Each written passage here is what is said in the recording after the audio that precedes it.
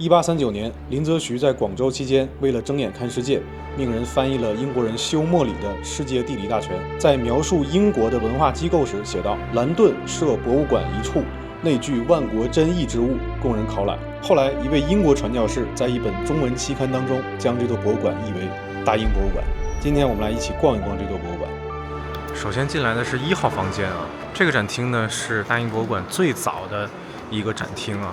这边有一个制铁饼的一个大理石的一个雕塑啊，这个雕塑原件呢是在希腊时期，差不多在公元前4到5世纪，当时呢是一个青铜的像，这个是后来罗马帝国做的一个复制品。希腊那个青铜雕像呢，它的人是看向这个铁饼的，然后后来罗马人呢认为这个头朝下可能更合理一些，所以他把这个头的方向进行了一个微调。这个展厅里面呢放的是斯隆爵士的一个雕像，斯隆爵士呢也是最早建立大英博物馆的一个人。这个1号展厅呢叫启蒙运动展厅。启蒙运动呢是指18世纪发生在欧洲的一场这个思想文化解放运动，所谓的把人类引向光明，对吧？所以说呢，这个地方呢收藏了世界很多地方的文物，但是这个地方呢主要类似于是一个目录或者说这个索引的一个作用啊。这个是来自于法国巴黎，差不多在15世纪的时候的一个圣物，据说里面存放着耶稣在受难之前头戴的荆棘冠当中的一根荆棘。这件上面使用了大量的黄金，然后珐琅、珍珠，还有红宝石啊。其实大英博物馆这边呢，它的很多藏品啊，它会宣称是来自于捐赠或者来自于什么购买、拍卖之类的。首先呢，我们来到了被认为是人类最早的文明——苏美尔文明。这里是美索不达米亚。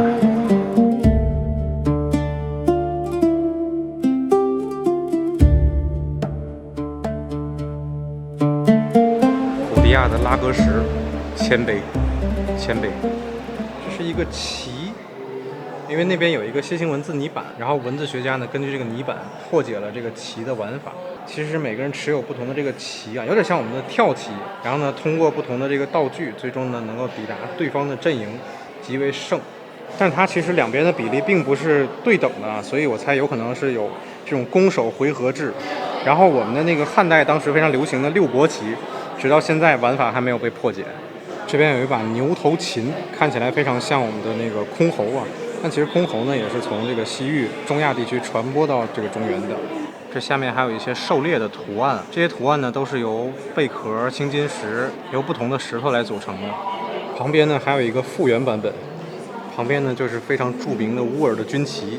这件东西是干嘛用呢？其实还没有被判断出来啊。叫它军旗呢，是因为它在墓葬出土的时候呢，考古学家发现非常像一个人头上正在撑起的一杆旗，所以把它命名为军旗。我们重点来看它的图案，它的图案其实是一个战争与和平的一个主题。这一面呢是战争，士兵在出征，在打仗。在当时的时候呢，就已经出现了这种4轮的战车了。这个差不多在公元前的2500年左右。最大的这个人呢，应该就是当时乌尔第3王朝的一位统治者。反面呢是战争结束了，他们在庆祝胜利的这样的场面啊。你看最高的这个人 Chairman， 对吧？还是乌尔王。这有点像我们战国时期的那些水陆攻战，然后宴乐的青铜器。它就是同一个物件上描绘出同时的战争、和平还有宴乐的场景。另外呢，我们还是需要关注它的材质。它主要的是由这个青金石、贝壳还有玛瑙来制成。青金石呢来自中亚、阿富汗，贝壳呢有可能来自于地中海区域，而玛瑙呢一般认为是来自南亚。说明在那个时期啊，乌尔王朝就已经形成了一个庞大的贸易物流的网络。这个琴就是刚才我们看到的那个牛头琴。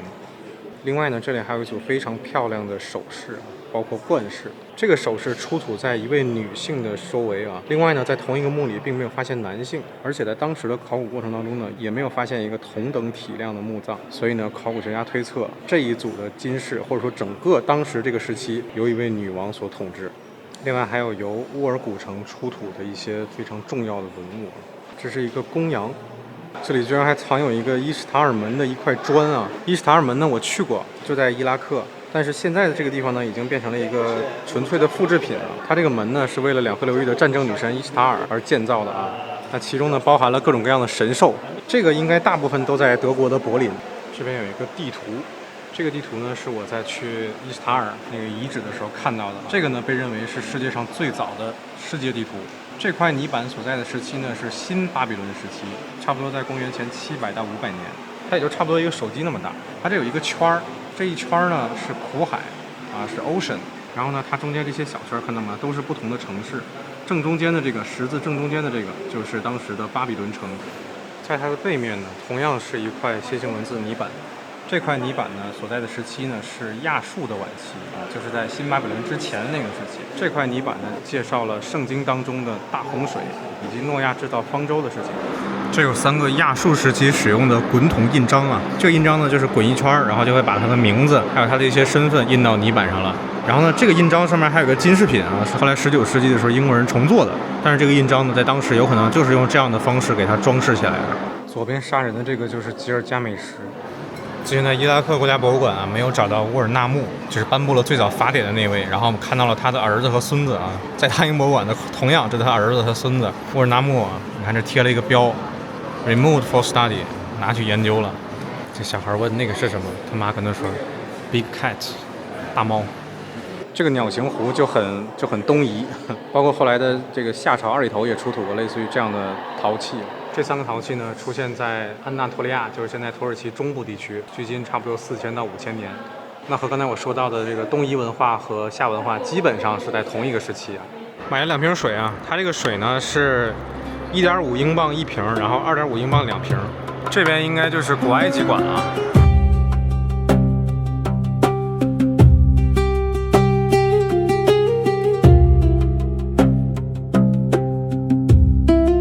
门口有2个比较大的这个砂岩制的法老的头像，这2个头像呢都是刻画的阿蒙霍特普3世法老，距今差不多3400年左右吧。阿蒙霍特普3世呢，他的继任者是非常著名的埃克纳吞或者阿肯纳顿，他暂时呢进行了一场宗教改革，但是在他死后呢，他的改革很快就被人推翻了。刚一入场就是被团团围住的著名的罗塞塔石碑，这个石碑呢破解了人们对于古埃及的所有想象。这块石碑呢，记录于公元前196年的3月27日，非常清晰，带有纪年的一个石碑。这块石碑当时所处的时期呢，是希腊化的托勒密王朝时期。它上面记录的呢是年轻的托勒密5世加冕1周年这样的一个重要的事件。为什么说它破解了古埃及文明呢？就是因为它上面用了3种文字，包括古埃及的圣书体啊，就是这个祭司和法老他们使用的文字，还有古埃及的僧侣体。最重要的是它下面，因为它当时所在的是一个希腊化的时期，所以它下面使用了希腊字母。不同文字同一个内容的一个对比啊，由法国的语言学学者商伯良最终破解了。包括我们的西夏文啊，也是通过类似这样的石碑来破解的。那他为什么会来到伦敦呢？因为在我们之前提到过的那个特拉法加海战之后，拿破仑被战败，而这件石碑呢，也被作为战利品带到了英国伦敦。这件石碑呢，在1战期间啊，因为英国政府呢担心它被这个炮火所损坏啊，所以呢短暂的将它存放到了霍尔本地铁站。我今天就从那个地铁站下车的。旁边呢就是古埃及所谓的汉武帝啊，图特摩斯3世。之前我们在这个泰晤士河畔看到过一个图特摩斯3世的一个方尖碑，然后中间这个我看它介绍很有意思啊，中间这个 headless 就无头的，就是图特摩斯3世法老。在它旁边的呢有一个鹰头的形象呢，这是太阳神阿蒙拉。另外呢，它左边环绕着的是女神哈索尔，有一个牛角。这个雕像呢，应该是来自于拉美西斯2世在阿斯旺建造的一座神庙当中。这个拉2的巨大雕像呢，据说是当时法国人在埃及挖掘出来的。后来呢，法国人嫌它太重了，带不回去。这个雕像有7吨重啊，你看它有多高。它跟人的比例是这样的，然后英国人呢不惜一切代价，用人力各种的这个杠杆啊，把它最后呢生生拖到了尼罗河沿岸上，然后呢拉回到了英国。拉2也是人气很高啊。这个雕像呢在搬运过程当中，你看它其实出现了这个破损，很明显的一条破损。这是一个拉美西斯2世，这还是一个拉美西斯2世，就是阿蒙霍特普3世的一条胳膊，巨大啊。然后你看他把这个筋呢，把这个肌肉刻画的还是很细腻的。有很多人看到他情不自禁的就想跟他拍一下。这边有好多战争女神塞赫迈特，大狮子，英国人应该非常喜欢塞赫迈特吧，因为英国人不也喜欢狮子吗？在这个角落里还有一个小小的埃克纳吞。我们刚才说阿克纳吞在位期间呢，他进行了宗教改革，然后他供奉的神呢从太阳神阿蒙拉而转移到了这个阿吞神的身上啊。然后呢，这2个浮雕呢是来自于当时的阿吞神的神庙。它这里边呢是表现的这个5位乐师，然后这5位乐师呢，他的眼睛被蒙住了。你看上面有他们乐器，然后这4个人呢在躺着在睡觉，这样的状态呢可以让他们在表演当中更加的专注。这块石碑呢，上面雕刻了一个事件，建造者是当时古埃及的一个权贵家族，他们呢在向冥王奥西里斯供奉。然后这地方我们可以看一下奥西里斯、伊西斯还有荷鲁斯一家三口。古埃及的这些雕像呢，他们看起来风格非常的统一，所有人的表情呢都非常的平和啊，但是有一个人除外啊。然后呢，但其实他每个人的面目还是有细微的差别的，比如这位，就是我们大家都比较熟悉的图坦卡蒙。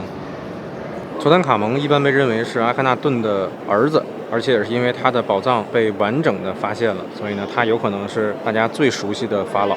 公羊也是古埃及建筑当中经常出现的形象。东方快车谋杀案电影里面，就是那个上海译制片做的那个版本，当时呢就出现了这个公羊。当时的取景地呢是在埃及的卡纳克神庙。公羊，淫荡好色，男性生殖器象征的公羊。哇，好帅一猫啊！这个猫呢，就是埃及当中的猫神贝斯特。古埃及人对于猫的这个态度呢，其实是怎么说呢？有两个极端啊。一方面呢，他们认为猫非常优雅啊，可以捉耗子，可以捉虫子。另外呢，在夜间它的眼睛可以发光。另外一方面呢，他们也会用这个猫呢去陪葬。然后呢，在埃及还有一个灰色产业，就是制作这个猫的木乃伊。在买家挑选了猫之后呢，他并不会把这个猫做成一个木乃伊，而是会把里面填充到一些其他的布料去冒充一个木乃伊。这个猫是一个青铜材质的，非常非常的帅气。它的胸前呢有一个圣甲虫，还有荷鲁斯之眼。这个猫的名字呢叫盖尔安德森啊，是因为这个猫呢是由盖尔安德森来捐赠的。第一次见这么大个的圣甲虫。圣甲虫呢，因为它这个推着粪球，对吧？所以古埃及人认为呢，它是在托举着太阳，而且呢，它也会把它的卵啊产到这个粪球里。在很多的古埃及的建筑啊、雕塑，包括饰品当中，都能看到这个屎壳郎啊，或者叫圣甲虫的形象。旁边呢有两个斯芬克斯，或者叫狮身啊、鹰翼人面像，这个其实已经是典型的这种希腊化的形象了。这边有几个侏儒，有4个侏儒啊，这个是古埃及当中的护佑之神贝斯。旁边呢发现了一个伊西斯抱着赫鲁斯的一个形象啊，刚才我们说过了啊，一家三口，这是妈妈和儿子。这个形象呢后来影响到了基督教当中的圣母玛利亚和耶稣。这有一个好大好大的假门。这把人家一面墙都给搬来了，怎么分辨是真门还是假门呢？假门上面是没有芦苇草的啊，假门呢就是供灵魂出入的。好惨的狮子！待会儿我们到了亚述那个地方，一拐就是亚述，我们到亚述去看看更惨的狮子。你看这个浮雕啊，其实就影响了后来的亚述帝国的这个浮雕。这是一份拉美西斯2世时期的国王名单，看到上面那个圈圈椭圆圈起来的，就是国王的名字，叫王名圈。这份名单呢，并不包含当时埃及所谓中间期的那些法老的名字，也不包含女性法老的名字，似乎代表着当时古埃及王室对于正统的一个定义。我们来仔细看一下这个王名表啊，在这两个中间，其实缺失了一位当时的埃及法老啊，就是著名的这个所谓的古埃及武则天哈特谢普苏特。她是呢古埃及历史上一个很重要的一个女性的法老，这个是阿蒙霍特普3世，这个是霍伦海布，在他们中间呢，其实有整一个这个时期都被抹除掉了啊。这个时期就是非常著名的那个阿马尔纳时期，就是刚才我们聊的那个经历过宗教改革的这个埃赫纳吞。然后呢，在他们两个中间呢，有4位法老，分别是埃赫纳吞，在他之后的塞门卡拉，以及非常著名的图坦卡蒙。还有之后图坦卡蒙的这个所谓的被篡权者，就是阿伊。之前在开罗的那个埃及博物馆啊，看到了6只美杜姆鹅，那个鹅呢如今已经绝种了。然后呢，在大英博物馆的这个古埃及壁画展看到了这么多只，太逗了这些鹅。来了啊，实用知识，教大家怎么制作木乃伊。他先掏脑子，把这个脑子从鼻子里顺出来，因为他们觉得脑子是没用的。把心脏留到体内，然后把肝儿、什么肺、肾、肠，把这个4个器官分别放到4个罐里啊，就卡诺皮克罐。然后呢，开始缠这个布。这个布啊，其实它里面也会有这个内容，也会有一些文字、一些绘画。然后每缠一层呢，就会放很多这样的装饰物。然后呢，再缠，然后再放，再缠，再放。这是古埃及亡灵书当中的一部分。你看，死者被阿努比斯手里拿了一个生命钥匙，去把他的心脏和羽毛称重。如果重量相等，那他就会通过；如果重量不等呢，他的心脏就会被他给吃掉。旁边有个人在记录，你看旁边这个獾在记录。通过之后呢，荷鲁斯会带他去见冥王欧西里斯。这些就类似于战汉时期的那个陶俑了啊，他们的名字呢叫沙布提俑，其实就是帮死者在冥界干活的。这个木乃伊展厅人气真的很高啊！哇 ，hippo， 这是我最喜欢的动物。然后斯瓦希里语叫 hipoko，在64号展厅啊，早期埃及馆。如果大家来找这个 Ginger 的话，千万不要去木乃伊展厅，它不在木乃伊展厅。这是一个5000年以前的一具木乃伊，它是被人谋杀的。它的重点在于它保留了头发，因为它头发是姜色的，所以它被命名为 Ginger。吓我一跳啊！这放了一个纳尔迈调色盘的一个复制品。这个原件在埃及博物馆。这个调色盘呢，确定了古埃及统一的一个年代和它对应的一个国王啊，就是纳尔迈中间这个人。它背面还有一个啊。我妈跟我说赶紧走吧，这地方阴气太重了。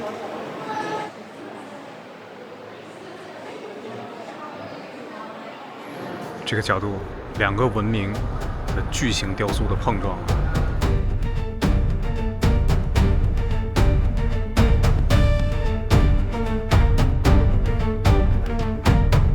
这是亚述当时的首都尼姆鲁德出土的亚述人心中的这个智慧之神与书写之神啊。之前我们在巴格达啊，在伊拉克的博物馆已经看过了，那边还有一个啊，它这是一对儿，但是这一对儿呢，它的身高啊没有那么的高，它不像我们在伊拉克看的那么高，对吧？几乎就是比真人稍微大一点点。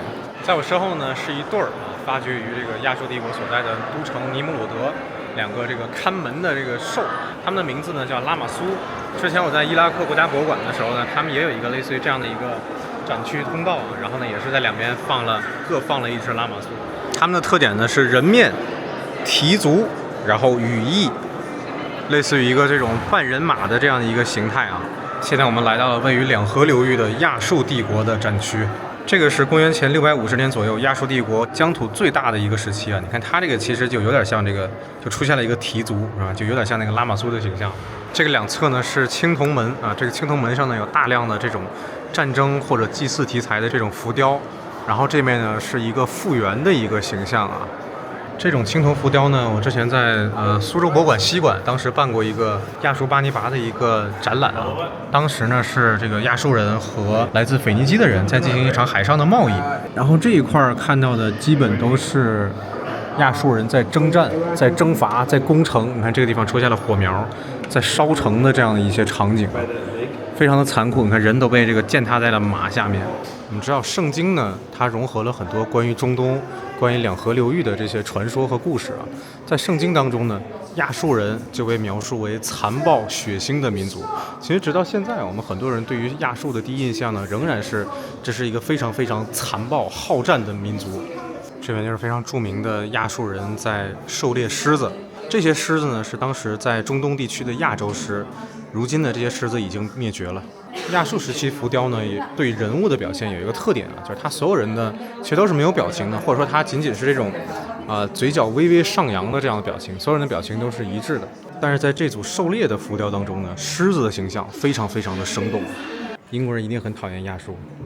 这位就是亚述帝国的最后一任雄主亚述巴尼拔二世，他正在狩猎狮子的一个瞬间的捕捉，然后这个狮子非常痛苦啊，一个长矛扎进了这个狮子的嘴里，这个马嘴在微张，好像他也被吓了一跳。另外后面呢还有一个身中数箭的这个公狮啊，在试图抓着这个马的屁股垂死挣扎。这个是亚述巴尼拔二世，这个太生动了。你看亚述巴尼拔二世毫无表情，然后这个狮子非常非常的痛苦，浑身青筋暴起，太牛了。你看他们其实是一场狩猎活动啊，并不是去野外去抓狮子，而是从野外抓回来之后呢，供这个帝王来猎杀取乐。这还有观看的，这一大溜都是观看的。这还有一只垂死的母狮，但是这个地方完全没有灯光啊，它还在拼尽全力想要去挣扎一下，但是它的这个身体状态已经表明它已经没有力气了。在狩猎结束之后呢，这些人还在向亚述巴尼拔去展示所有的猎物。你看这狮子都已经倒了，这狮子趴着了，不行了。然后这个人还在回头啊，他们在交头接耳。这个狮子都吐血了。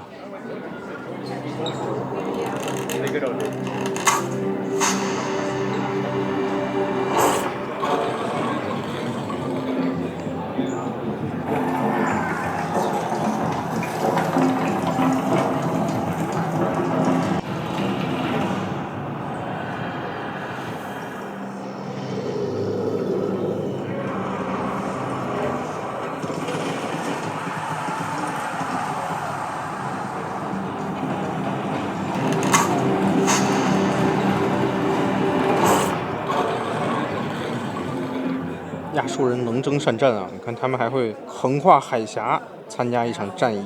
关键他们这马还会游泳啊，这是迪卢啊，哥们手表不错，你那小包也行啊。就是当时亚述军营的一个营地啊，然后有一个人站在了马上，在干嘛呢？在刷马。但是从这个透视关系来看，就像他站在了下边这两匹马上一样。为什么说亚述人很残暴呢？因为他们经常挖掉士兵的眼睛啊，什么剜掉鼻子呀。这是他们在庆祝时候啊，每个人都会拿一个这种类似于战利品，拿一个敌将的头颅啊。亚述帝国晚期的浮雕呢，相比于古埃及时期啊，对于人物线条的刻画更加的细致。另外呢，就是关于人和动物的毛发，男性以毛发多为美。那这个对于当时的这个雕刻的工匠来说，确实是一个很大的挑战。坐在凳子上的就是亚述帝国的王了 ，chairman 嘛。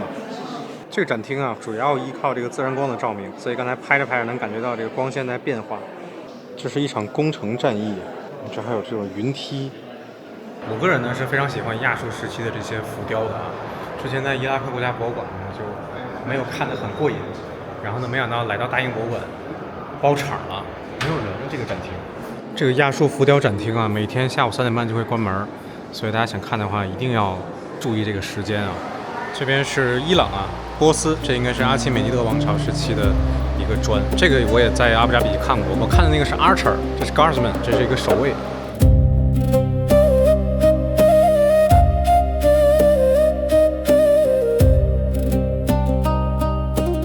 在古代伊朗展区啊，我们重点来看一看这个阿契美尼德王朝时期的文物。阿契美尼德呢是第一个波斯帝国啊，建立它的人呢叫居鲁士2世啊，或者叫居鲁士大帝。阿契美尼德帝国呢是世界上第一个横跨欧亚非3个大洲的帝国。这个地方展示的是当时阿契美尼德帝国的东侧巴克特里亚啊，我们那会儿叫它大夏，那个地方出土的这些金银器。这个精致的这个4马双轮车，你看它特别小，在那个车的前侧有一个古埃及的神啊，叫贝斯神，古埃及当中的一个侏儒的形象啊，它主要是这种家庭的保护神、建筑的守护神。那波斯人呢，在接触到了古埃及啊、古希腊，包括两河流域的一些文化之后呢，也把这些内容呢融入到了他们自己的文化当中。比如这个黄金臂环啊，臂环上面的这2个兽啊，就是这种狮翼兽啊，或者叫它格里芬。格里芬这个形象呢，我们在其他的文明当中也经常能够看到。这些金器上的这些垂叶工艺啊，还有他们的这些镂空的工艺呢，后来呢通过中亚传到了唐代啊，陕历博里边那个何家村窖藏的展厅里边，可以看到这种影响。何家村窖藏这个展厅现在已经免费了，大家离得近的话可以去西安看一看啊，非常非常的精彩。这个我在乌兹别克看过，当时在乌兹别克是一个单独的展柜，然后呢在大英博物馆呢像一个库房一样放到一起。哇，这个莱通杯好漂亮啊！它是一个银质的一个莱通杯啊。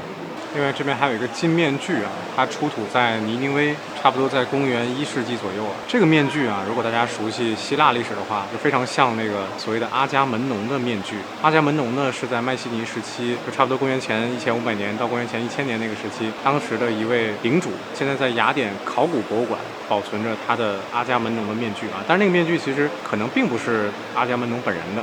波斯铁器就特别有我们说的那个游牧民族的特点，包括它的这些金属制品也是。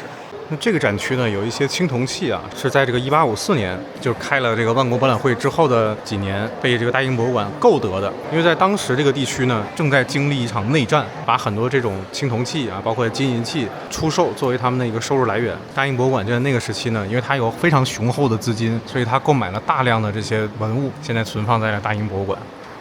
在中间呢放着一块写满了楔形文字的一个圆柱形的一个石头啊，这个石头呢叫做居鲁士之石，这个上面呢记录了公元前539年，当时呢居鲁士大帝占领了这个新巴比伦之后啊，他如何重建了当时的一些主要的神庙。然后在这个石头呢，居鲁士有一个非常完整的自我介绍啊，他说的是我是居鲁士大帝冈比西斯之子，世界之王，伟大的国王，合法的国王，巴比伦之王，苏美尔和阿卡德之王，地球4元之王。 This is Jon Snow。现在我们来到了希腊早期文明，克里特岛上的米诺斯文明。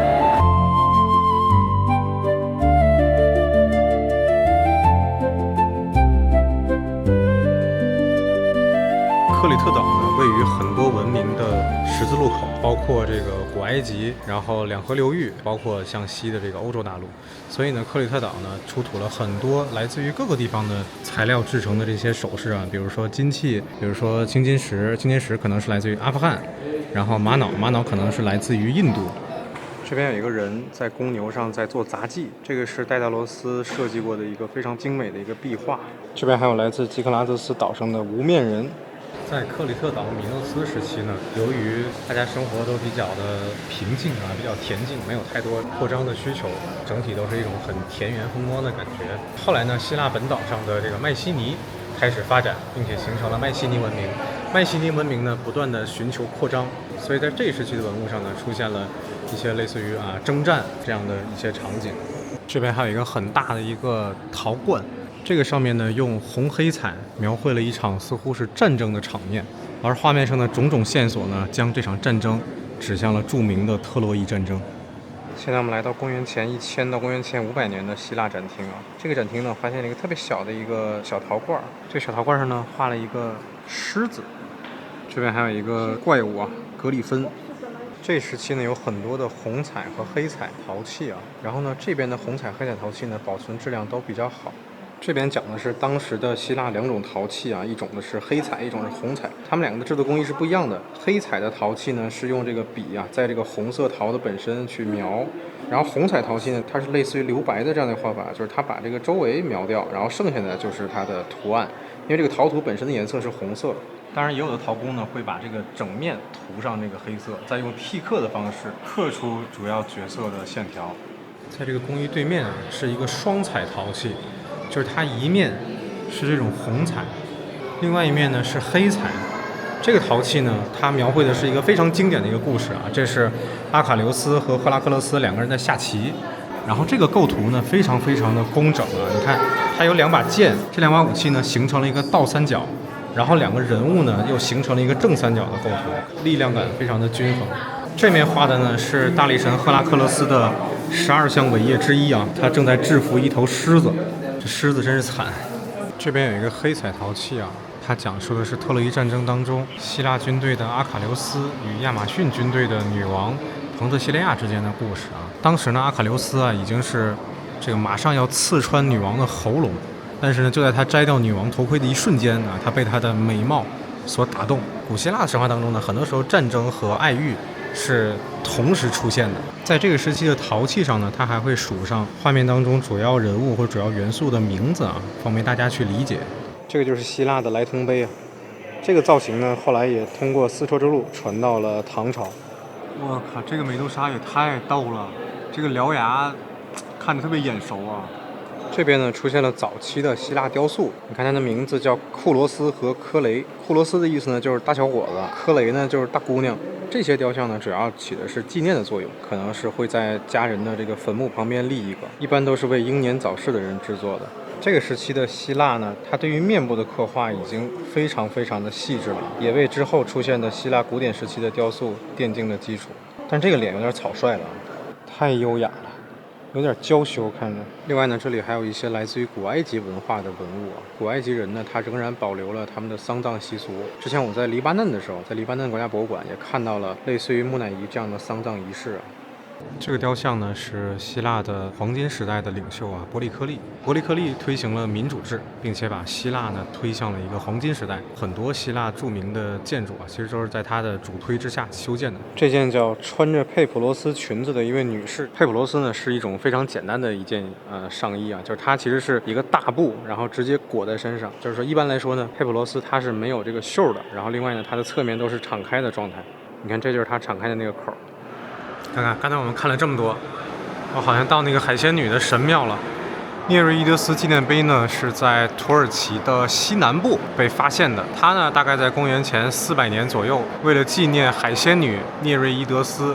这几尊海仙女太美丽了，虽然她们都没有头了，但是呢看到她们的身姿，她们的这个衣服啊，刚刚出水的这个状态非常贴身的状态，就特别像我们那个北齐时期的那个青州造像啊，曹衣出水，吴带当风。这个纪念碑啊是被整体搬迁到了这个大英博物馆当中。他们穿的这个衣服样式呢，就是我们刚才提到的那个佩普洛斯，侧面都是没有袖的。然后呢，它的这个柱式啊，包括这个三角山墙，还有这个埃奥尼亚柱，和大英博物馆的主体建筑是一样的。包括我们即将看到的帕特农神庙，可见呢，大英博物馆这个地方在18世纪建立之初呢，就受到了古希腊古典时期建筑的影响。哈气了，这家伙挺凶啊！现在我们来到的是帕特农展厅。帕特农神庙呢是在雅典卫城的一座，当时为了纪念其中一次希波战争当中这个希腊方面的胜利而修建的这样的一座神庙。这个神庙主要供奉的是女神雅典娜。帕特农神庙呢，如今依然伫立在这个希腊的雅典，不过雅典卫城上的建筑已经是这个断壁残垣了，而整个帕特农神庙的精髓就在这里，在大英博物馆。首先我们来看其中一面三角山墙的这些圆雕的大理石雕塑啊，左边起第一位呢是太阳神荷里俄斯，因为这个雕像已经残破得很严重了，他的手已经掉了。荷里俄斯呢，太阳神正在从水面中爬起，前方呢是他的战马，旁边的呢是酒神狄俄尼索斯，因为它整个结构是一个三角形嘛，所以它所有的人物都要伴随着这个建筑去进行调整。狄俄尼索斯呢，也是所有的这些圆雕的雕塑当中唯一一个保留有头颅的。另外呢是农业女神德莫特尔和她的女儿帕尔塞福涅。帕尔塞福涅被当时的这个冥王哈迪斯相中，就把她拐到了冥界。然后她母亲的德莫特尔呢，因为她掌管着土地生产，相当于我们的这个后土娘娘，见不到女儿呢就非常的难过所以整个大地就变得荒芜。后来呢，宙斯知道了这件事情他就跟这个哈迪斯，因为哈迪斯是宙斯的弟弟嘛，他就跟哈迪斯说，你不能这样了，我们的大地已经没有粮食了。所以呢，哈迪斯就诱骗珀尔塞福涅说你可以回到人间，但是呢，因为他偷偷的给珀尔塞福涅吃下了3颗这个石榴。在古希腊神话当中呢，所有吃过冥界食物的人都没有办法真正的离开冥界。那珀尔塞福涅呢，就只能每年有一半的时间回到他母亲身边，另外一半的时间呢，他就必须要回到冥界去陪伴哈迪斯。德莫特尔的心情也会随着珀尔塞福涅影响，所以呢，世界就一半时间适合种粮食，一半时间呢没有粮食。这就是古希腊神话对于4季的一个起源。在旁边的呢是青春女神赫伯你知道那个黑贝田馥甄，她就是取的赫伯的名字。然后中间有所缺失中间应该对应着就是出生的雅典娜。另外旁边这3位呢，其实大家的说法有一些争议有的人认为呢，他们3个就对应着命运3女神，有人说他们3个是这个复仇3女神，还有说他们是这个狩猎女神等等。然后呢，大英博物馆给出的说法呢，左边这位坐在凳子上的这位掌管灶台的赫斯蒂亚，类似于我们的灶王爷灶王母。斜躺着这位被认为是阿弗洛狄特，是古希腊神话当中的爱神性爱之神。我们知道以前有一些妓女，她也会供奉阿弗洛狄特。阿弗洛狄特意味着的一般被认为是她的母亲狄俄涅，她也是宙斯的第1任妻子。旁边的呢就是月亮神的战马月亮神已经没有了，但是它的战马还保留着一个马头。这一组雕塑呢，可以说是非常非常的精美。他们的线条，他们的衣服包括我们之前提过的那个佩普罗斯的衣饰，包裹着身体，然后表现出这种非常优美的曲线的感觉，以及人物的肌肉的线条。而且这些雕塑在制作之初都是有颜色的。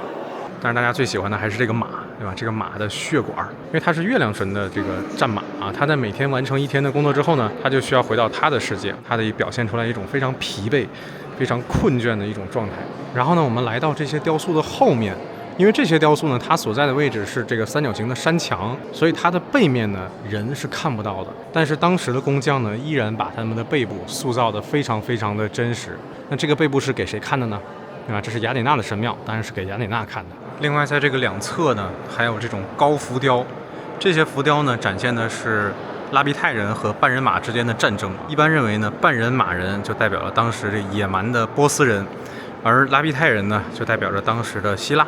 但是从这个题材当中能看到，似乎这个拉比泰人是占据了下风，像这个拉比泰人被这个半人马死死的掐住了咽喉。关于这件事情呢，有2种说法一种说法呢，其实拉比泰人并没有输给半人马人，你看这个人也给出了非常致命的一拳直击太阳穴。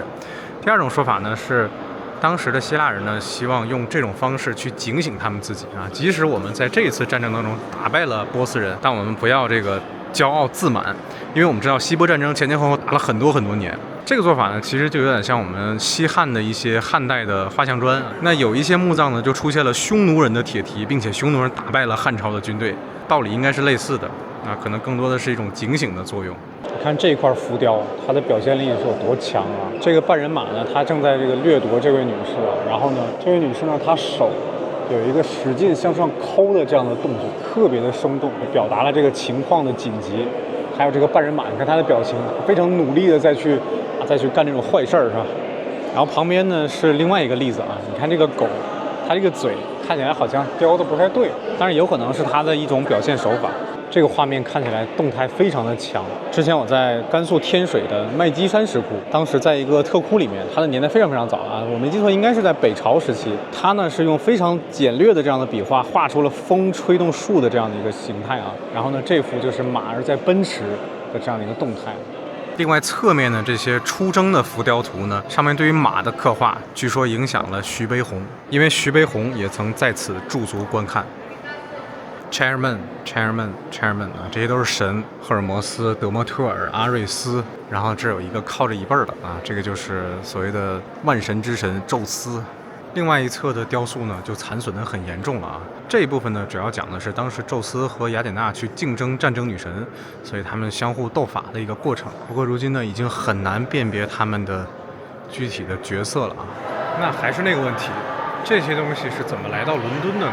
在希腊被奥斯曼土耳其帝国统治时期呢，当时的土耳其人呢，并不是很看重这些文物，他们甚至还把帕特农神庙当成了一个军事要塞。后来呢，一位英国人啊，花钱买下了这些雕塑、这些浮雕，并且切割、整体搬运到了伦敦。帕特农神庙在战争当中遭遇了炮击，就变成了如今我们看到的这样的断壁残垣。这边发现一个小的展厅啊，它是一个阿波罗神庙，然后呢，它的四壁同样有这种非常生动的拉比泰人大战半人马的浮雕。这喝了酒的半人马就是猛啊！他们当时呢是在一场宴会上被灌醉了，于是呢兽性大发，进而引发了这场战争。它的位置呢在15号厅，出来之后这儿有一个楼梯上去就是了啊，一个小小的一个厅，一定不要错过这个地方，特别精彩。或者也可以看完海神庙之后，从这个方向过去啊。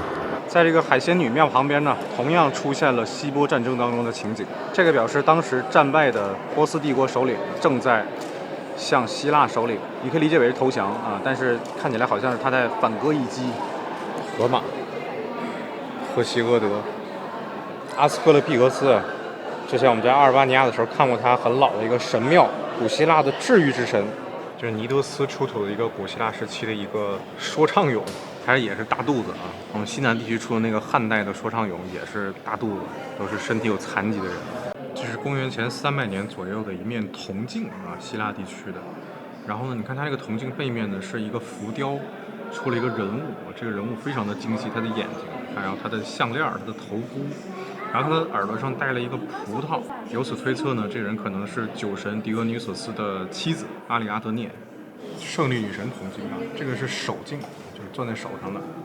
现在又来到了一个专题的展厅啊，这个展厅叫摩索拉斯的陵墓。摩索拉斯呢是在希腊时期在土耳其的西南部的当时的一位君主啊，他当时修建的这个陵墓呢，包含了多种风格啊，包含了这个亚述的风格，包含了希腊的风格，还包含了古埃及的风格。后来呢，他的这个陵墓啊，不断的被他家族其他的人去继承，然后呢，也不断的被后人去模仿。他的陵墓呢，太过于有名，以至于后来英语当中的 mausoleum 陵墓这个词就是取自他的名字。而这两尊雕像当中的其中一位啊，就被认为是摩索拉斯本人。这个大马应该就是当时摩索拉斯陵墓顶部拉着战车的战马，然后这个马呢特别大，而且它面部刻画的同样非常非常的细致啊！你看它的血管、皱纹。摩索拉斯陵墓呢，也被称为古世界7大奇迹之一啊。这应该是我看的第4个，我还看过那个空中花园呢。在这个入口旁边的楼梯啊，有2尊狮子，这2尊狮子也是来自于摩索拉斯的陵墓。我身后这个狮子呢，来自于小亚细亚西南部的一个港口啊，它有着非常明显的希腊化的特征。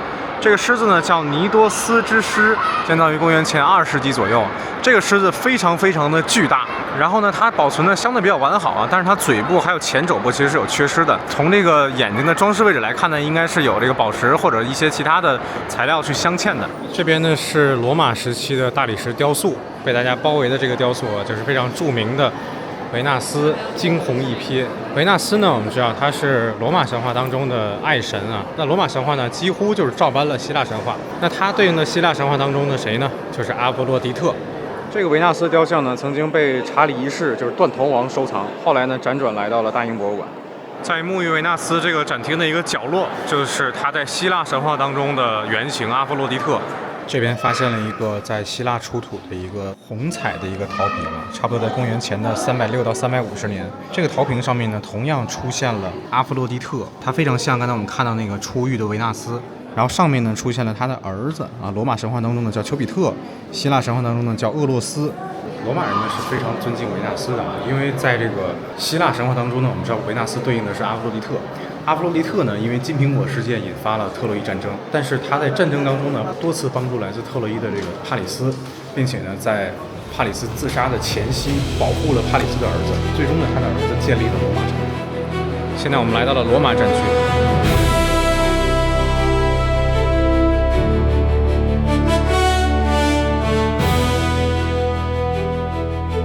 现在我们来到了罗马时期。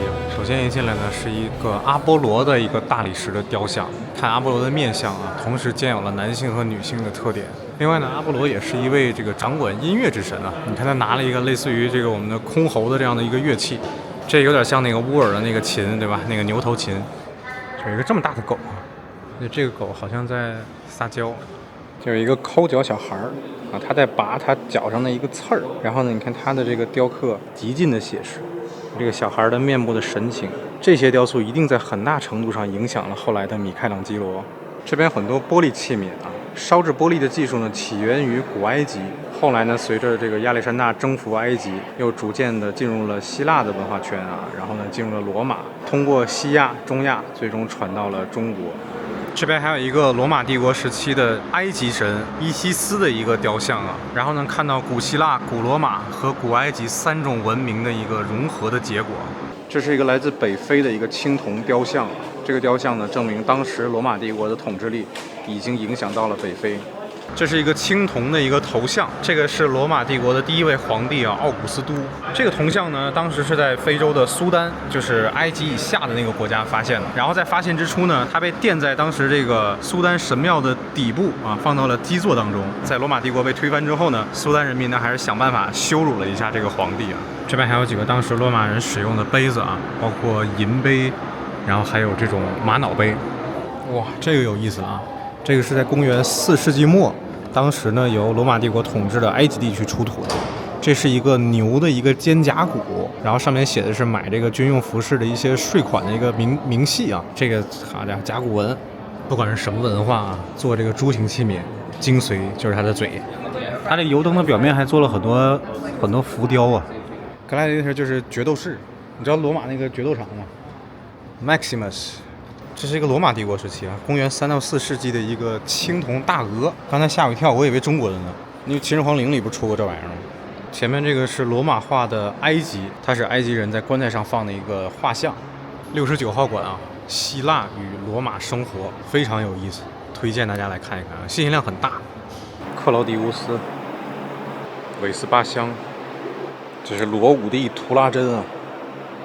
然后这有一个哈德良的一个半身的大理石像。它下面呢有一个这个 LGBTQ 啊，旁边这个呢就是他的情人安提诺乌斯的一个大理石雕像，安敦尼庇护。这是奥勒留啊，这是古罗马时期的一个戏剧演员。你看他右边这个头，这个是他的面具，很有意思。你看他戒指上面那个浮雕，这个后来在罗马的玻璃上出现了，那叫什么花瓶来的？我们一会儿去看看啊。你还记得辽博咱看过一个玻璃的像鸭子一样那个玻璃柱吗？但那个比这要晚很多年啊。这就刚才说的那个波特兰花瓶啊，它是一个浮雕玻璃的一个技术。Yes， 旁边这是就那个同性恋杯了吧？对，那个同性恋的杯叫沃伦杯。它浮雕的这个内容和人物呢，有很多种说法啊。有人说呢，它是希腊神话当中的故事；也有人说呢，它是当时罗马帝国这个涉及到安东尼、屋大维，还有克莱奥帕特拉七世啊，就是所谓的埃及艳后的故事。然后我觉得这个花瓶呢，主要还是看它的工艺，非常非常的精湛。而且这个花瓶在18几年的时候被人打碎过，它是重新拼接的。然后当时有个英国人叫威奇伍德，在18世纪就17几年那会儿复刻了一个，然后这个人名声大噪。后来他发现这种浮雕玻璃非常非常的受大众欢迎，后来他创造了一个品牌叫威奇伍德陶瓷。旁边这个碑呢是当时罗马帝国时期的一个同性恋题材的一个浮雕。不过关于这个杯子呢，其实一直有争议。有人认为呢，这个杯子是在20世纪的时候新仿的。这个瓶和这个杯啊，它都是以人名来命名的。你看波特兰花瓶，然后沃伦杯，都是以他们其中一任这个收藏者的名字来命名的。误打误撞啊，终于找到了这个杯子。这是当时罗马帝国的一个玻璃杯。这个杯子非常厉害，就是它这个玻璃的颜色呢会随着光线的变化而发生变化。现在我在大英博物馆的第71号展厅啊，它讲的是这个伊特鲁里亚文明。伊特鲁里亚呢是在现在意大利的北部啊，包括这个佛罗伦萨呀，包括比萨这些地区。看这个，这是一个墓碑啊，是一个石质的这样的一个墓碑。然后它这个底座上呢，你看就有这种跳舞的人啊，还有这种奏乐的人。它这个呢和最著名的那个考古发现的伊特鲁里亚舞者的那个壁画啊，它还是不太一样的。但是呢，能看到啊，在当时呢，伊特鲁里亚文明啊，他们对于舞蹈、对于音乐这样的一个崇尚啊，都刻到了这个死后的世界当中。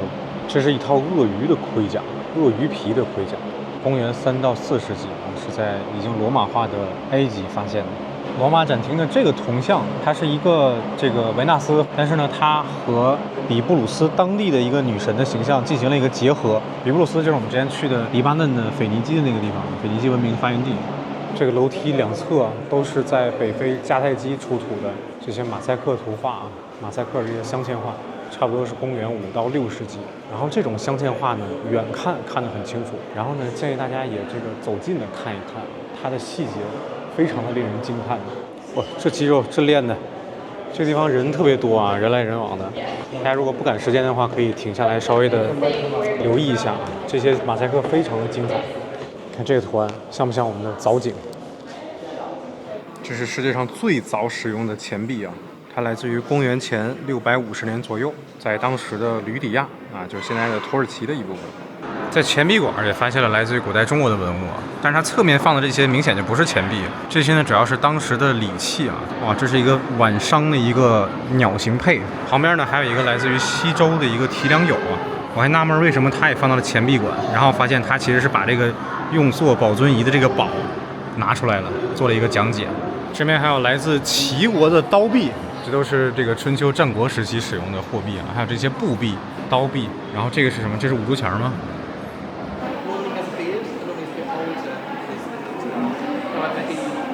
这边还有很多花钱儿，这边还有一些瓷器碎片啊。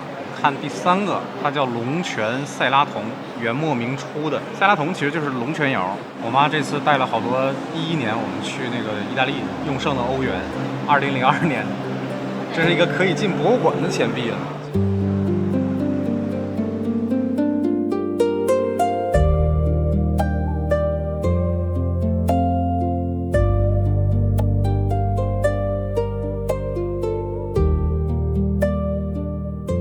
古代中国和南亚馆呢，包括埃及木乃伊的展厅啊，都是不允许讲解入内的啊。来到中国与南亚馆呢，首先看到的是一副琉璃四龙璧，这个很特殊的一点是它使用了黑色的琉璃。这个黑色琉璃呢，应该只在山西的晋中介休那个地方啊，介休是琉璃之乡嘛，那个地方曾经烧过这样黑色的琉璃。就这样的龙璧啊，在国内有3个还是4个，但是这种黑琉璃的龙璧只有这一个啊。然后呢，被整体切割，最后呢运送到了这个伦敦啊。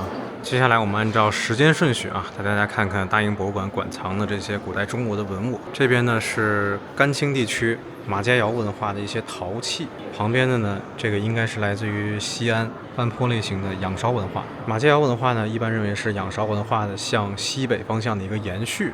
旁边的呢是来自于山东的啊，这典型的黑陶，这是来自山东的一个煮水器。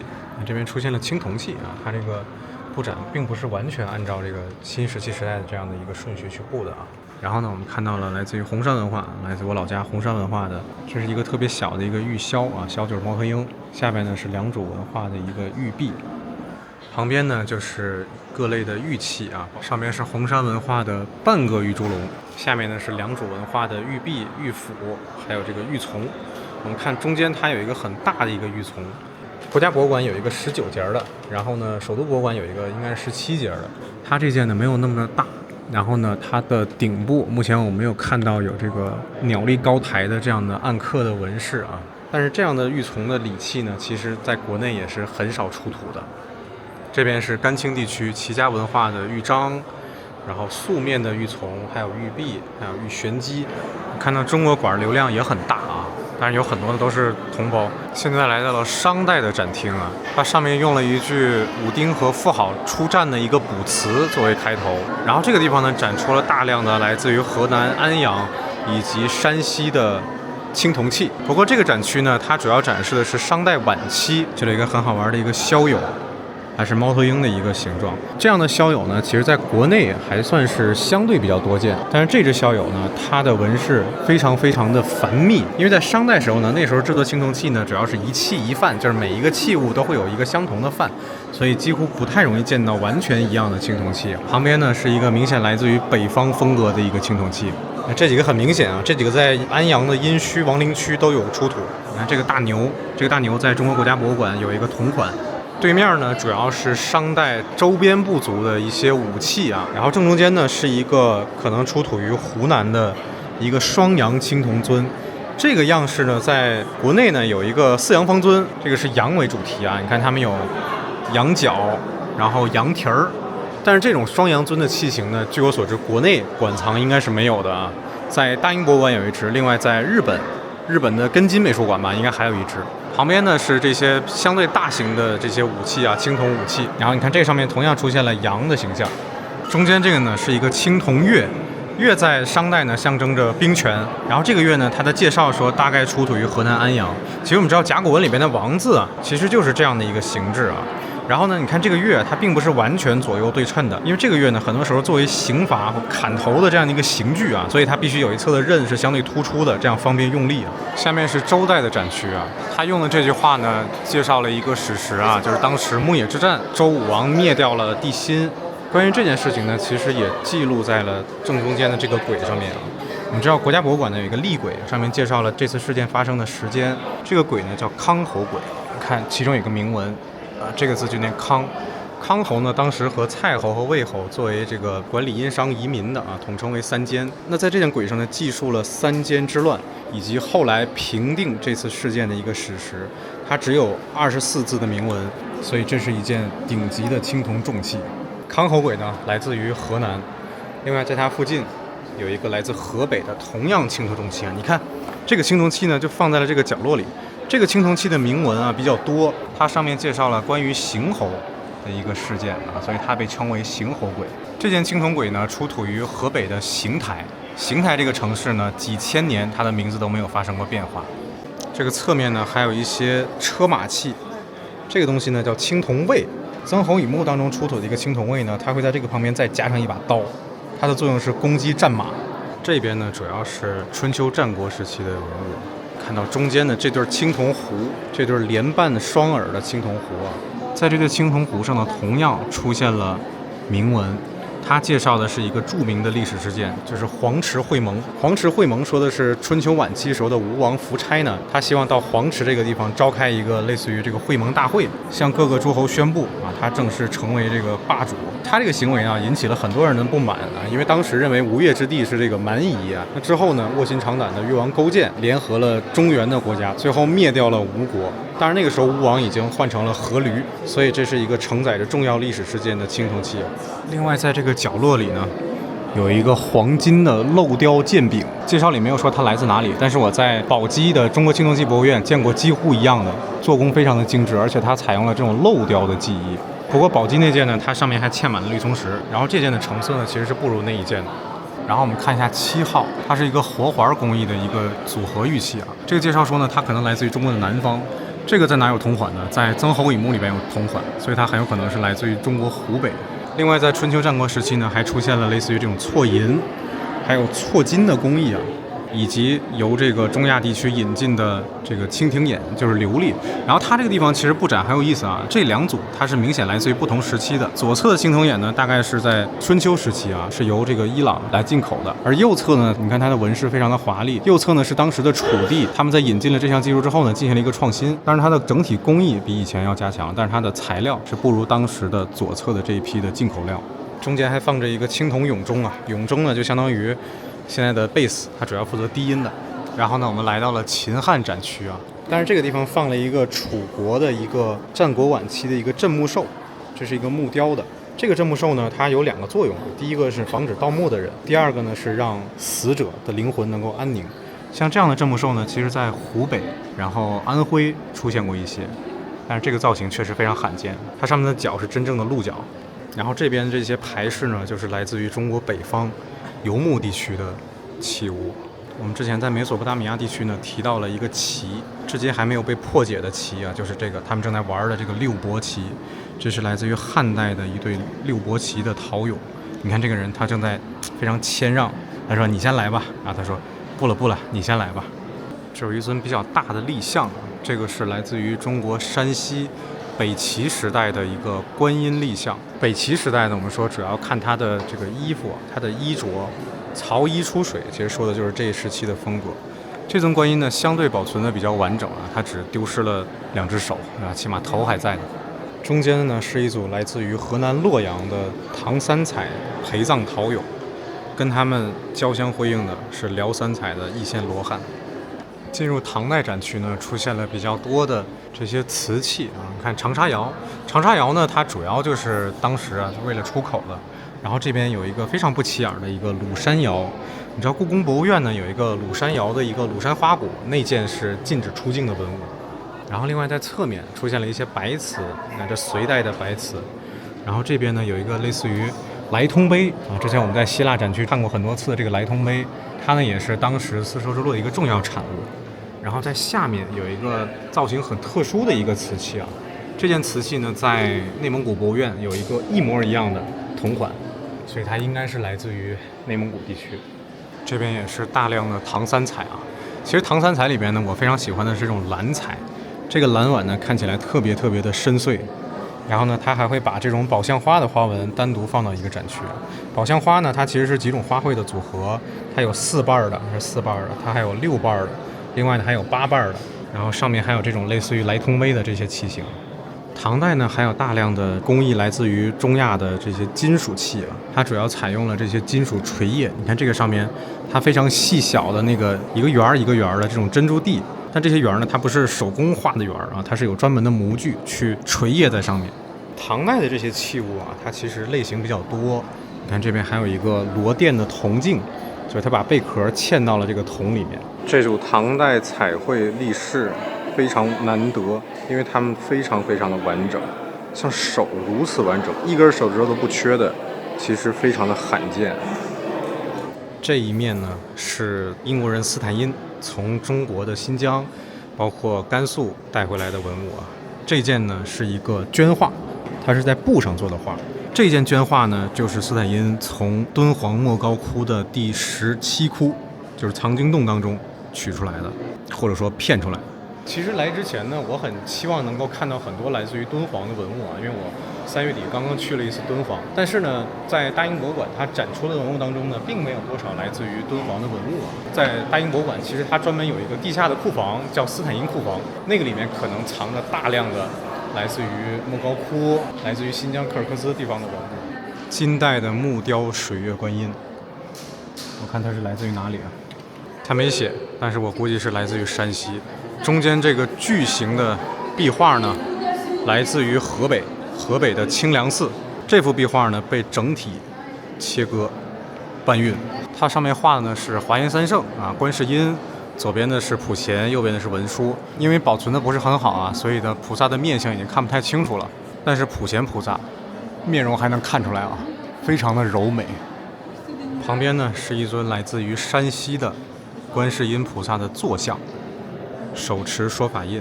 这种木雕其实在国内已经比较少见了。现在我们来到的呢是非常著名的河北易县遗失过来的罗汉像啊，这是一个辽代的3彩。当时在河北易县呢，大家猜测啊，它应该是一共塑了16尊，因为那个时候主要是16罗汉嘛。后来呢，这些塑像被这个很多古董商人盯上了，他们当时把这个塑像藏到了河北易县的一个山洞里面。然后后来呢，在利益的驱使之下啊，很多人呢还是把它们搬了出来，然后连夜倒卖。在搬运的过程当中呢，有几尊是已经摔坏了。现在我们能够追溯到的一共有11尊啊，但这11尊呢并不全是完整的。后来呢，这11尊流散到世界各地啊，包括英国啊、美国、加拿大、日本，包括俄罗斯。之前我在圣彼得堡东宫的时候也看过啊，但那只剩下头了。河北易县的11罗汉，在国内的保存数量是0。在这11尊当中呢，大英博物馆存有一尊，这尊非常非常的完整。我为什么很喜欢看罗汉像呢？因为像佛像、观音像，它相对没有那么写实，但是罗汉像它非常非常的写实，而且这一尊保存的品相非常的完好。在宋元展厅呢，我们主要来看一些这些瓷器啊。那这就是一个定窑，来自于河北宋代定窑的犀牛望月盘。然后在一个非常不起眼的角落里，有3件汝窑。汝窑呢，就是河南汝县啊，过去叫汝州清凉寺烧制的这些瓷器，存世呢非常非常的少了。然后大英博物馆呢，总共有17件汝窑。其实关于汝窑呢，大家一直有2个误解啊。第一个呢是它是这个宋徽宗年间创烧的，什么雨过天晴云破处啊，赭湾颜色所将来。这句话呢，其实并不是宋徽宗本人说的。这句话呢，在宋徽宗之前是由当时的5代当中的这个后周皇帝啊柴荣、柴世宗说的。然后呢，另外一个误解呢，就是汝窑它使用了这个玛瑙入釉。这个呢，其实没有办法去证明啊，因为我们知道玛瑙的主要成分呢是二氧化硅，然后草木灰烧成的这个釉料呢，包括玻璃、包括沙子，它们的主要成分都是二氧化硅，所以说很难去验证它正是来自于玛瑙。元青花，超级多的元青花，苏麻离青，全是苏麻离青。这是一个非常罕见的这种故事主题的元代青花大观，它描述的故事是三顾茅庐，角落这个就是刘备，正面的这个就是诸葛亮。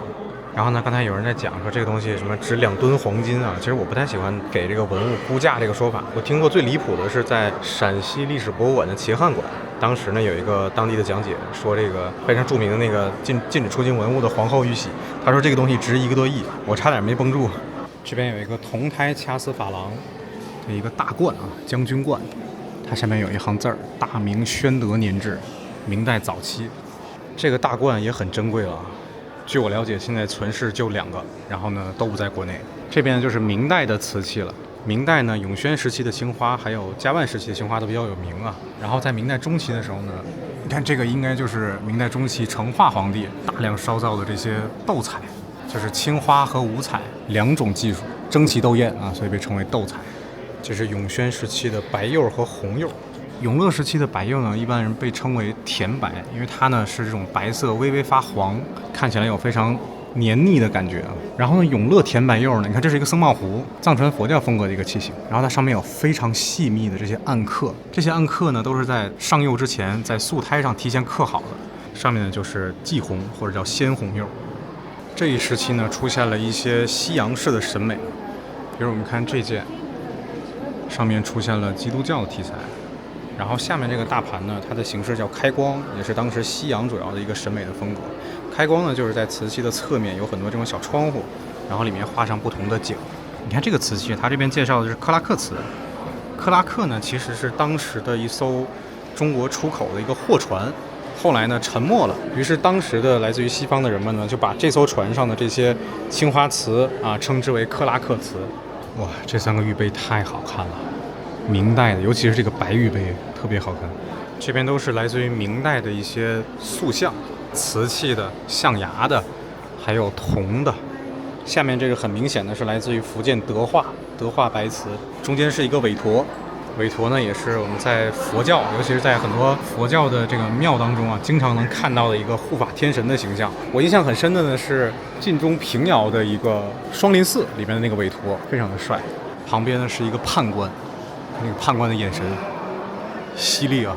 然后呢，这边就是清代的展区了啊。清代呢，这边有很多的文房器，陶瓷的，然后掐丝珐琅的，还有琉璃的，还有剔红。在这个角落里有一个剔红漆的一个多木壶，这个多木壶呢，主要是当时的蒙藏地区人使用的，它是装一些乳制品的。然后像这种剔红的铜胎剔红的多木壶，在国内非常非常的少见，大家来的时候不要错过这个角落啊。这边还有一个乾隆时期的一个练字的册啊，习字册啊，你看他在练不同的字体，然后都是循连环这3个字，这是一个习字的一个预测。在这个中间呢，还有一个铜胎大清乾隆壬辰年敬造，这是一个坛城啊，也叫曼陀罗。在藏传佛教当中啊，一般认为坛城是宇宙的极乐尽头。你看到了清代展厅呢，它用的是乾隆皇帝的曾经写的一个谕旨啊，来天朝当差之人永远不准复回本国啊，天朝。然后呢，它非常有意思的一点就是它旁边放了一个钟。这个钟呢，很明显是一个西洋式的。这个钟呢，是当时的马嘎尔尼大使在这个出使乾隆朝的时候呢，令当时的这个英国宫廷制作的。然后呢，在乾隆在位时期啊，他觉得这个所有的使臣都应该向我这个下跪。但是当时马嘎尔尼使团呢，并没有下跪，但是乾隆也没有更多的刁难他们啊，而且把这个钟还收下了。后来到了嘉庆朝的时候，就是乾隆退位之后呢，马嘎尔尼再一次出访，当时的嘉庆呢，更加的注重这一方面啊，所以他直接就让马嘎尔尼的使团原路返回。然后呢，当时马嘎尔尼使团当中有一个12岁的小孩，他对这件事情记忆非常深刻。后来在1839年的时候，他参与了维多利亚时期一场会议，当时就要决定是否英国要向中国出兵。当年那位12岁的小孩呢，他认为清朝是一个蛮化不开的一个王朝，所以他坚决认可向清朝用兵。于是呢，在次年1840年就发生了第一次鸦片战争。而到了1860年的时候呢，当时的英法联军入侵了圆明园，他们拿走了大量的来自于圆明园的文物，而这个钟就在其中。也就是说，这个钟在马嘎尔尼进献给了清代乾隆之后，又在100年之后被英国人拿回去了。最后一个区域呢，展示的都是清朝晚期，它下面也提到了清代的灭亡。然后这里面呢，有一个慈禧太后御笔，光绪16年，很有可能是当时的这个滇南女画师给他代笔的。然后呢，出现了大野斋的瓷器啊，大野斋的瓷器呢，也是慈禧没有印这个大清光绪年号的特殊的一个瓷器品种。这是清朝晚期的时候，广州的一个口岸啊，被多个国家占领。这有一个小炉，这小炉是新的，11年做的啊，纯新的。在这个楼梯中间有一个隋代的一个大佛，由这个汉白玉啊，就是大理石制成的。这个大佛呢，是当时古董贩的卢芹斋他拉到了英国，想要参加一个展览，并且在展览的过程中把它卖掉。后来呢，由于它过重，再加上没有买家，所以他就把这个大佛呢捐献给了大英博物馆。这个大佛呢，能看到有很明显的这个切割啊，有2道这个切割的痕迹。漂洋过海啊，真是不容易。现在来到了中国瓷器展厅。大维德展厅啊，这个里面呢来自于大维德爵士的收藏。首先一进门呢，看到一对元代的双耳瓶啊，这对花瓶呢被称为大维德花瓶，因为它是元代青花瓷的一个标准器，而且它也证明了元代的时候是有青花瓷的。至正11年，它是当时一个人供奉在北京智化寺的一对花瓶，因为它有确切的纪年。所以后续人们呢，就根据它的同类型的特征去判别了更多的元代青花瓷。当时供奉的呢是香炉花瓶一副，2个花瓶在两边，然后中间会放一个香炉。这2个花瓶呢，时隔30年才凑到了一起，但是那个香炉至今下落不明。这个展厅呢，是我觉得大英博物馆布展最好的一个展厅啊，它的光线真的恰到好处。虽然也是像文物库房一样，但是这样的光线呢，才能更好的欣赏汝窑之美啊。这是一件汝窑的细颈瓶，旁边有一个汝窑莲花展托。这个展托呢，曾经出现在雍正的12美人图当中。另外那幅图当中呢，还有一个汝窑的盆儿啊，一般被认为是水仙盆儿。那件呢，现在存放于台北故宫博物院。这件汝窑是带暗刻的，极其的少见。除了这件，还有河南省博物院的那只长颈瓶，同样是带有暗刻的。在这个汝窑展柜里啊，有一件3足莲。这件呢是故宫博物院那件禁止出境文物同款，它现在出差当中，然后25年的10月3号到26年的3月8号，它会去到上海。哇，我才发现这有一只黑锭啊！锭窑主要是白的，然后还有一些黑的和紫的，像这种黑锭和紫锭都是极其罕见的啊。这个器型叫盏啊，或者叫斗笠盏。这边是南宋的官窑，这里边有一个故事啊，说当时的这个诸葛亮和司马懿在交战期间呢，因为当时诸葛亮已经病重了嘛，但是他不希望这个对手知道他这个身体状况，所以他当时用的碗呢就是这种非常高但其实内壁很浅的碗，这样呢不会让人知道他其实已经吃不了很多东西了啊，所以这个东西也叫孔明碗。这是明代早期的釉里红，单色釉，这都是明代早期的单色釉，非常漂亮的这个宝石红，还有僧帽壶。这是明代早期的一个很大的一个抱月瓶，青花。然后这种工艺呢叫青花留白，在留白处呢它也有很细致的这种暗刻。非常著名的成化斗彩鸡缸杯，这也是现在景德镇仿品最喜欢的仿品之一啊。这只呢我在景德镇的中国陶瓷博物馆见到过一只半成品啊，就是它只用这个青花勾了边儿，还没有上颜色。成化斗彩鸡缸杯呢，你看它上面画了这个公鸡，然后缸呢是因为它小小的像一个米缸一样，所以把它叫鸡缸杯。你看旁边这也是一个缸杯啊，这个应该叫什么花缸杯。旁边还有一个高足的一个葡萄杯，高足葡萄杯呢在国博、在故宫都有同款，但是鸡缸杯极其的少见啊。这个上面画了一个鸡，成化皇帝呢从小是在深宫当中长大，而当时陪伴照顾他的一位宫女啊，在成化称帝之后呢，也是被成化册封为他的贵妃，而那位贵妃的属相就是鸡。哇，珐琅彩啊！珐琅彩是在康熙时期引进的啊，珐琅料呢是由这个西洋进口的一种特殊的材料。后来到了雍正时期呢，当时的督陶官呢叫唐英，唐英呢后来带领团队破解了这种方法，并且形成了类似于水粉一样的这种材料啊，所以我们叫它粉彩。中间这只乾隆时期的珐琅彩呢，它上面绘制的是这种西洋题材，然后类似这种形制、这种颜色，在天津博物馆也有一款，这是我非常喜欢的康熙时期的瓷器，豇豆红。这是一个特殊的红彩的一个瓷器，我去景德镇买了一对这个新烧的豇豆红，然后这儿呢是康熙时期的非常经典的12花神杯。另外我们再来看雍正时期的粉彩，这个器型叫抱月瓶，主要来自于这个游牧民族的一个器型啊。这个抱月瓶呢在山东省博物馆有一个同款，画题材很像，但是用的材料不太一样。然后那只呢是光绪的，这边还有一个青花绘制的一个抱月瓶，它和远处那个粉彩抱月瓶也是相互呼应。哇，这个单色釉太多了，太多了！就是我个人是非常喜欢单色釉的。这边是青花，这应该是明代早期的青花。你看这边有大量的非常好看的这些单色釉，他们都很喜欢啊。看上面那个，那是清代当时的督陶官叫郎廷吉烧制的瓷器啊，它的玻璃质感很强。然后像琅琊红这类的瓷器呢，也是在景德镇非常受欢迎的品种。康熙时期的豇豆红啊，豇豆红其实是一种烧制失败意外的一个产物啊。它本来呢想烧制是红釉，但是呢因为还原的不彻底啊，所以它出现了一些类似于绿色啊，类似于这种浅粉色。因为绿色呢是豇豆的颜色，所以把它称之为豇豆红。但这种颜色呢，康熙皇帝非常非常喜欢，于是呢也进行了比较多的烧制。石榴不光是在古希腊的帕尔塞福涅手里啊，同样也存在于中国的传统文化当中。这个也是景德镇的爆款啊，雍正时期的。这件很有意思，这个是乾隆题过诗啊，在里边刻诗的一只碗。这只碗呢是汝窑，但是呢乾隆在题诗当中呢提到了它是钧窑，钧窑督出修内司，修内司就是宋代的一个主管内政的这样的一个部门。乾隆皇帝呢把这只碗啊认成了钧窑。另外还有来自广东佛山的石湾窑，石湾窑这个蓝色窑变流淌的这个釉实在是太美丽了。旁边这个非常著名的这个青花釉里红，元代的，这个呢在故宫博物院还有河北博物院有同款，那两只是带盖子的。大英博物馆这只呢没有盖子。这款好像一共就4只。这个明代的法华料的绣墩儿啊，绣墩儿就是像小凳子一样的，用瓷做的。我之前在一本书里看过，他用了很大的篇幅去介绍，但其实它只在这个馆的最边缘。在这个角落旁边还有一个郎世宁绘制的一个古玩图，这幅图呢是在圆明园内绘制的。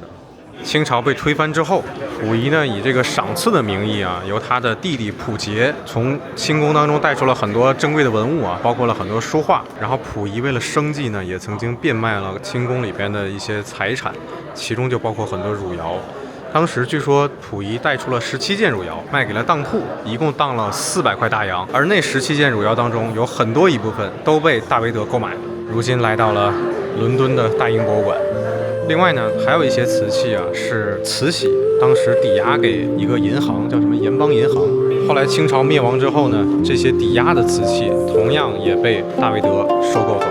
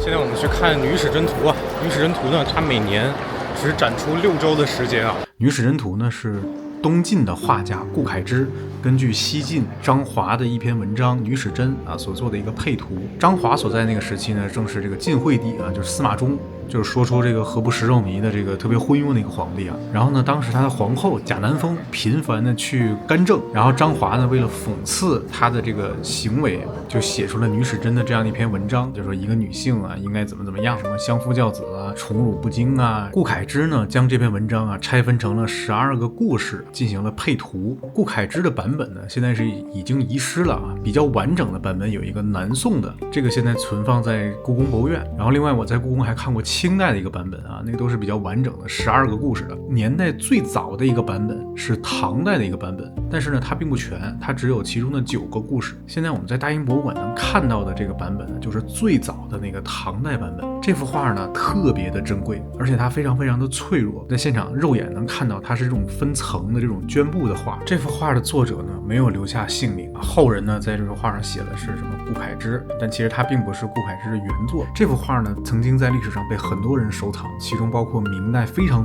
著名的，可以说明代最著名的一个收藏家项元汴，叫项子京。后来呢乾隆皇帝也是跟随着项子京的收藏啊，乾隆呢把这幅画放到了颐和园，直到1899年，当时爆发了这个义和团事件。第2年呢就是这个1900年，八国联军就进入到了北京了。他们当时呢洗劫了颐和园，当时驻守颐和园的这个英军上尉克劳伦斯·约翰逊将《女史箴图》盗走，然后他拿到这幅画之后呢，他送到了大英博物馆。他当时是想给这个画轴上的一个玉扣去估价，然后他们当时呢是找了一个日本的这个人员，按照日本这个画轴的方法去修复，然后结果修复的效果非常差。后来呢这个英方呢邀请了上海博物馆东馆的邱锦仙老师啊到现场去修复。我在第一次来大英博物馆的时候，我在那个楼梯间，就是那个隋代大佛那个楼梯间，我还碰到了邱老师。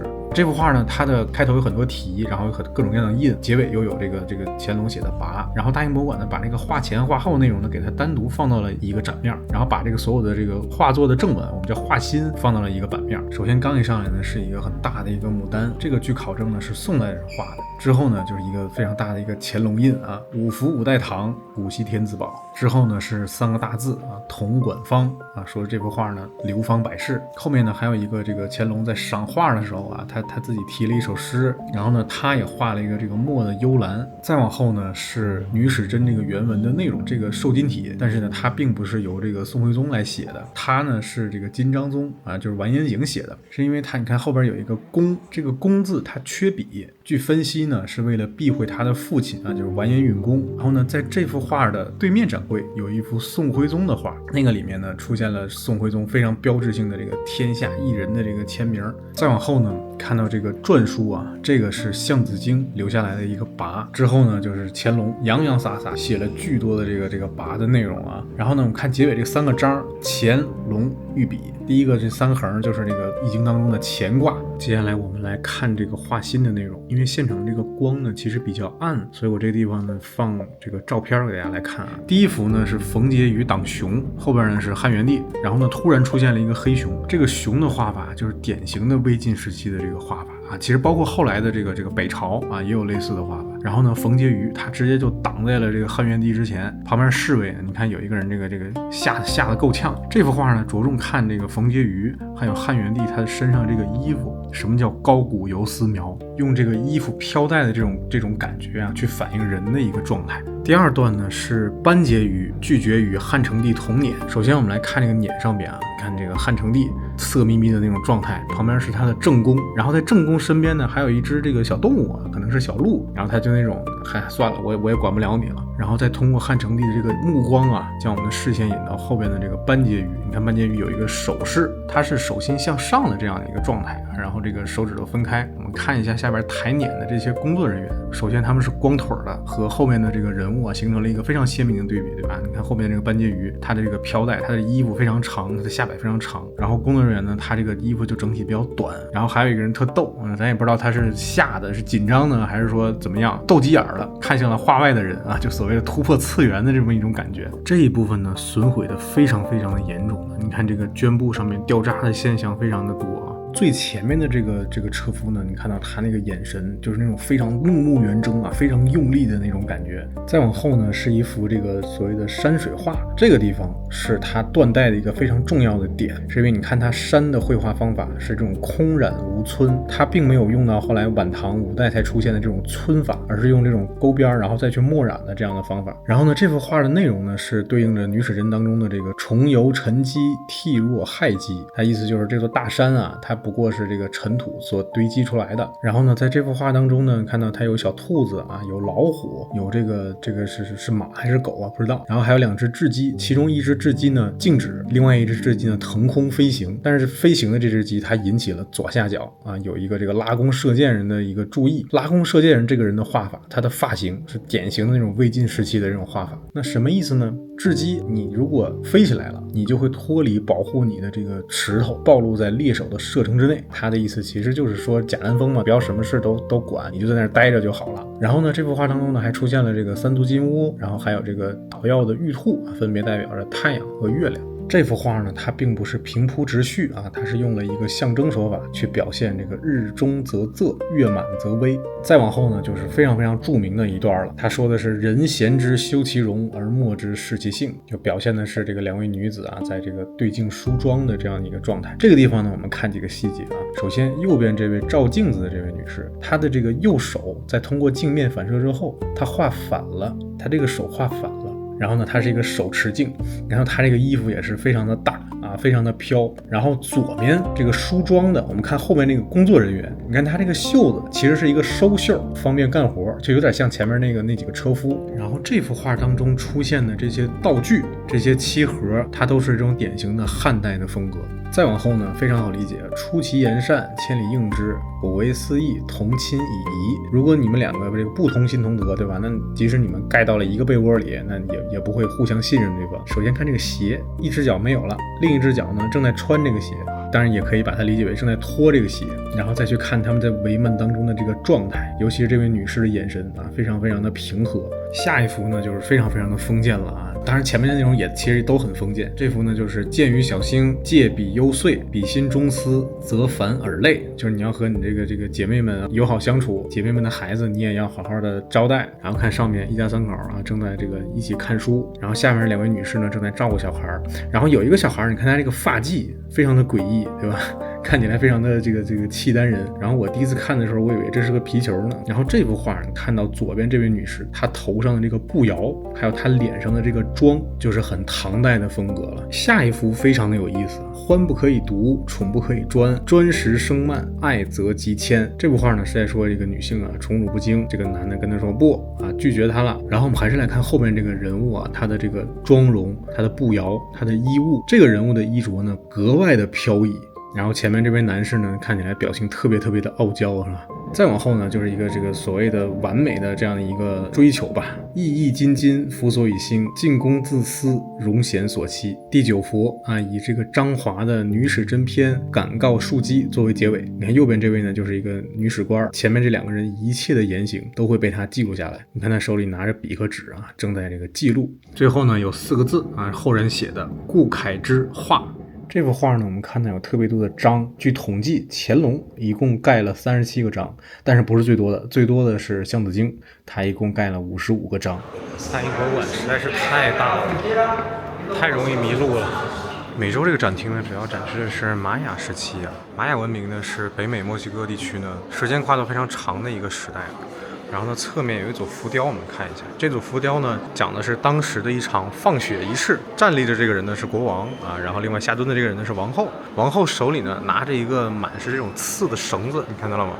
然后这个刺呢刺破了他的舌头，让他变得意识模糊。然后这边是结果，他的意识模糊的时候呢，他手里边盛血的这个碗啊，这是他盛血的这个碗。然后幻化出了一个形象，一个类似于蛇神的一个形象，因为上面这个形象呢是他们的祖先，从而代表了他们的这个王室正统。然后这边有3个非常昏暗的展柜，这个地方展示的呢是在16世纪初期当时的阿兹特克王朝的文物啊，这些文物呢被当时的西班牙舰队掠夺，并且呢辗转最终来到了伦敦。另外，在北美展厅呢，还有一个来自于复活节岛的一个石质的雕像。这个雕像呢很大，被猜测的可能是用作这个当地人祖先的一个灵魂寄托。这个角落里有一个水晶头骨，这个水晶头骨呢是大英博物馆在1897年从这个蒂芙尼公司购买的，他们以为呢是来自于中世纪欧洲，后来呢经过专家鉴定呢，发现这个是当时的一个仿品。如今呢，大英博物馆就把这件仿品啊摆放在了中国馆附近啊，那边就是中国馆。这个展厅呢，主要是欧洲早期历史。这个黄金披肩呢，在威尔士出土。上面介绍呢，这个是差不多在公元前1900年到公元前1600年。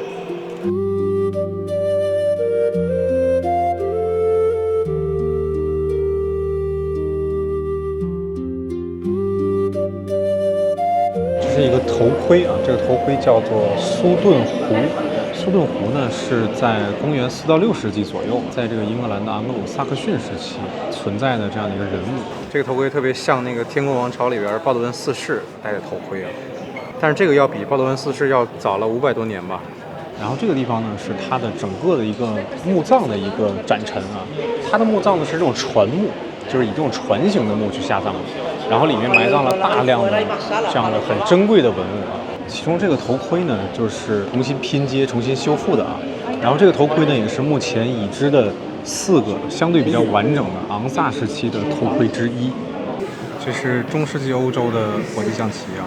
当时呢，一共发现了这个78个人物棋子啊，然后其中有11个现在存放在这个苏格兰啊，就是他发现的地方啊，在爱丁堡。剩下的呢都拿到了这个大英博物馆。看这个人物啊，非常的有意思，国王、王后、骑士。托腮王后啊，那托腮王后在那儿，托腮王后特别好玩，那也是一个大英博物馆非常热门的一个文创产品的一个原型。这套棋子呢，它不是用象牙做的，它是用海象的牙，海象的这2个大长牙做的。在这个欧洲馆里啊，特别不起眼这个角落有一个戒指，这个戒指写的是狮心王理查，就是理查1世他使用的一个戒指，它上面的字母是拉丁语啊，这个国王理查德，然后加了一个 P 的意思就是 private， 就是私人的。然后这里面还提到了非常著名的玫瑰战争啊，这个地方展示的文物呢是在玫瑰战争期间，在 Fish Pool 就是鱼塘里面啊，鱼塘这个地名，这个所谓的窖藏，你看它有这种非常大量的这种金币，然后还有各种各样的珠宝，非常非常漂亮。关于玫瑰战争的内容呢，我们会后面到约克啊，包括坎特伯雷，详细跟大家聊一聊。这一个展柜都是威希伍德瓷，你看到他做的很多这种所谓的仿古工艺品。还有他那些非常受欢迎的浮雕。发现了什么？发现了同款，器型不一样啊，但是纹饰很相似的这样的舞者啊，它叫 Dancing Hour， 其实就是取自这个伊特鲁里亚舞者。然后它这个呢是18世纪末的，然后也是这种 Jasperware， 就是碧玉瓷器。关于这种跳舞的图案，世界各个地方不同时期都有出现啊。然后我个人是非常喜欢这样的图案的，我觉得他们的这个生命力特别的强，非常原始，但是非常的有生命力。